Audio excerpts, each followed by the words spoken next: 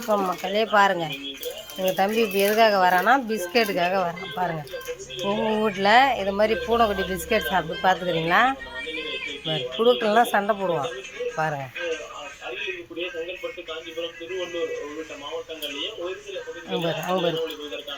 அங்கே பாருங்கள், எங்கள் தம்பி எங்கள் பாப்பா தரலையா, அதனால் எங்கள் தம்பி கையை தூக்குறாரு.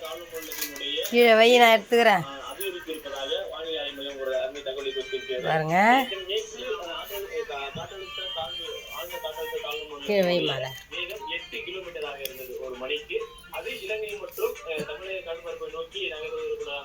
எத்தனை வீட்டில் பூனை வந்து பிஸ்கெட் சாப்பிடும் சொல்லுங்கள், லைக் பண்ணி சொல்லுங்கள்.